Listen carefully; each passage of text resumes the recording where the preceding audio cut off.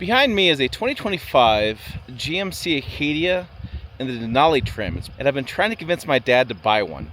So in this video, let me tell you why I've been trying to convince him to buy one, and maybe you can argue with me for wanting to buy one or against it. Yeah, hey, it's Tim, Pickup Truck Plus SUV Talk. To be fair, I don't care if you buy one or not. I just think this is the SUV he should be buying and upgrading, in my opinion, from his Cadillac ST6, which you're not going to build anymore. So let's go over this one and listen to what I have to say, and then you can comment down below. Am I right? Am I wrong? Yeah, let's talk about this. And I'll probably text this to him. So, hey Dad, this one's for you. So this is the new exterior look of the GMC Acadia. It's got the new grille. It's not so big and bold. I'm not trying to make this look truck-like like the Sierra. To me, it looks more refined. It's not so big. I like the way this looks. I like the way the daytime running lights, which are these here, that go around. I just like the chrome, but not so much chrome. It's just a nice use here. This is downpour metallic exterior color, and it kind of matches. You can see the monument has some nice dark gray or browns to it, and lots of grass that's green. Why? We've had 3 days of a downpour of rain. So this is the cleanest I could get it. This is literally it. We've had flooding, we've had basement window problems, so here you go. This is what it is. This is all I got. But this is to me, a very nice look with this downpour. And the inside, it to me is really even nicer than this exterior. So we have a 2.5 liter turbocharged engine. Now I know there was an outgoing model with this different engine, and my dad points out that it doesn't get that much better fuel economy than his V6 and his XT6, but I guarantee when you put your foot into it, it does feel more powerful. He disagrees with me. He went for a test drive and he says, nah, it's not a big deal. No, I got a bad test drive or something, because that's not right. A turbo is going to feel more powerful than a V6. Sorry, that dog don't hunt. So there we go. We have these tire wheels here. I'm looking at not getting hit by the cars, but I'm also looking to see what the wheel size is. They look like 18s to me. Yeah, 22 by 8.5 inch pearl nickel machined aluminum. Now look at those wheels. Those look really nice. Denali there. Again, I like the black and blue. I like the body color here. It's not so much chrome. A little chrome accent, not overly done. We'll come around the sides here, okay. Wheels there. So we have a little dirt back here. We took it to Sydney, did a long road trip. I did a Super Cruise down there, which I think you'd enjoy. I think as you get older with road trips and things, Super Cruise is a nice feature. A little trust factor of Super Cruise, but I think it does make a big difference when you're doing a long road trip. We have total vehicle price is $64,410 for those wondering. $55,000. I do have the Super Cruise package, Denali Reserve package, increased suspension Bose system, which independent sunroof as well with sunshade. You want all that, Dad. You get the bucks. You get it all. Open that up. I have the quad tip exhaust. Nice little look. I have the black and chrome. Again, not too much. This is interior. This is a nice kind of white tan interior. I know you've had these in the past. You're one of those guys, or you're maybe one of those customers, as you as well, that really takes a good quality, like good quality, but you also take really good care of your interior. And this thing looks sharp. I had to put the golf clubs back here. I have to prove to you that golf clubs fit, because I know you play a lot of golf. So there you go. Golf clubs fit across. Third row, when I bring the kids over, you can have third row back here. You have power seats back here in third row as well. And second row goes down. Whoops. But third row goes up as well. Let's see if that goes up. Nope, I gotta have the third. I had to get more space. But I have power seats there in third row. Let me get that second row seat up. See what's going on here. We'll open this door here. Okay, so I'm probably gonna move this button. Probably pushes that forward as well. Aha, so that jumps that forward. And then I can press this button here. And we can raise this seat up there. So that seat's going up there. And we can pop this up here. So I know you don't always do this, but if we fly in to visit you in Florida, whatever, you can have real seating for across for, let's see, 1, 2, 3 captain's chairs, 4, 5, 6, 7. And then look at the seat pattern on here. It's a really nice seat pattern, ventilated.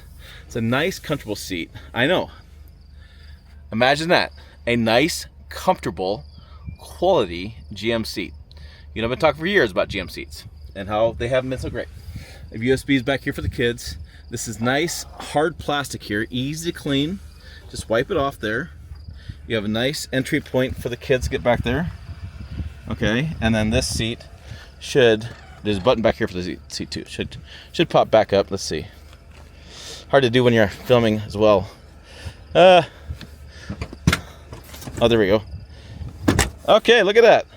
I impressed myself. One-handed while filming, I was able to do that. So this is the seat I was telling you about. This is a white seat, but look at the double stitching here. A nice crosshatch here. A nice comfortable seat here. Got the HVAC controls for the kiddos. I have heated outboard seats for those nice Michigan fall and spring days. I know you have a house in Florida and Michigan, and then we have the USBs there, and a real household plug back here. No inverter BS. Plug it in, boom, real plug there. Not that you carry many people back here, but it is nice for road trips and things. But I like this nice wood ingrain here.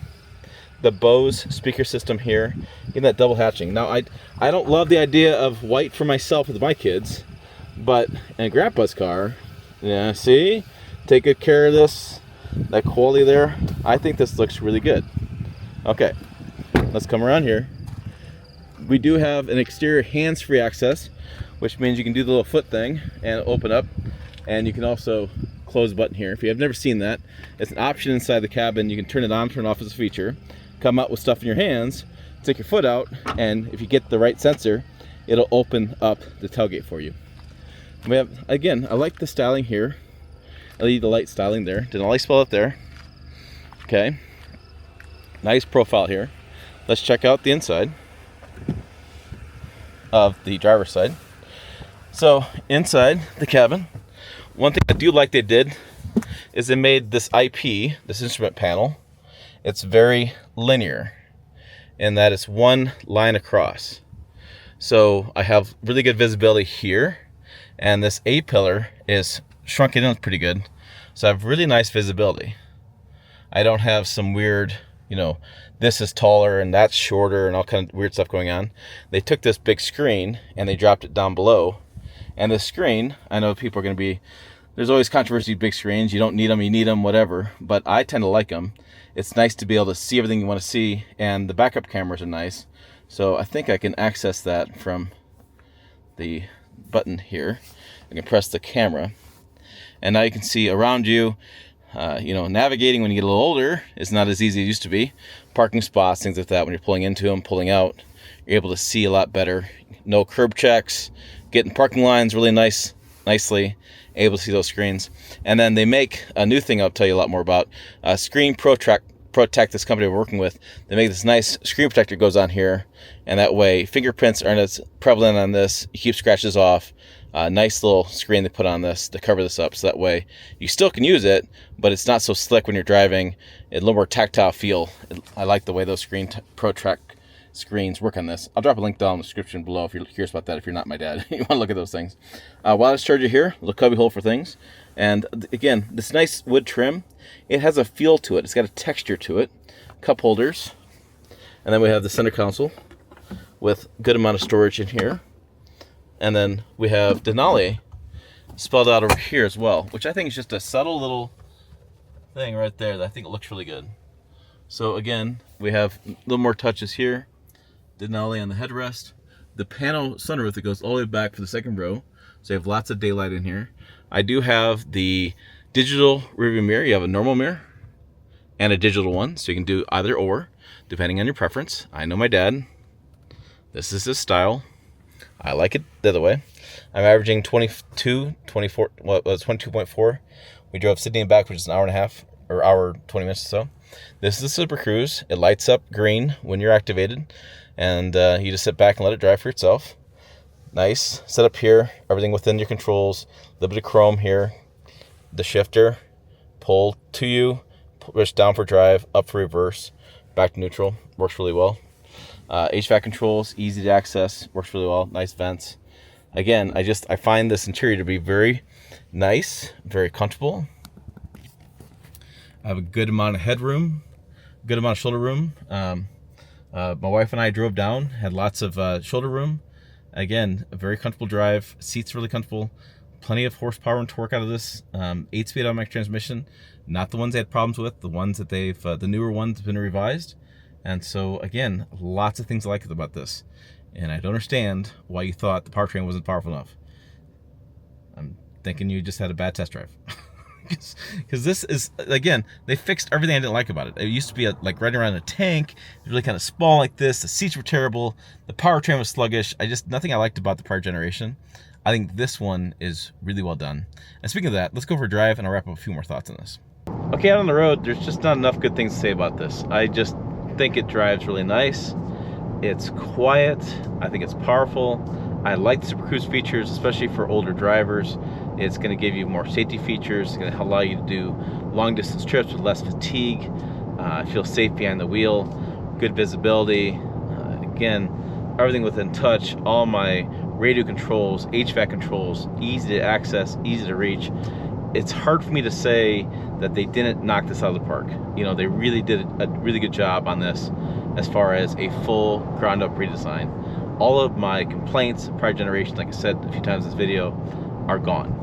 I'm sure as years go on, as the vehicle ages, I'll find things I don't like about it. But so far, man, I think they've done a really good job on this. And I can't wait to see refreshes on like the Sierra, on say the Canyon and stuff. When they can do this, I have high hopes for other vehicles as well. All right, what do you guys think? Am I an idiot? Is my dad maybe needs another test drive? Am I missing something? Put your comments down below. I'd be curious what you guys have to say about this. I think they've done a great job on this. I feel like GMC's got a winner here. That's what I think. All right, make sure you check other videos up on the channel up over here. Website down below as well, pickuptrucktalk.com. As always, thanks for watching. I will see you down the road.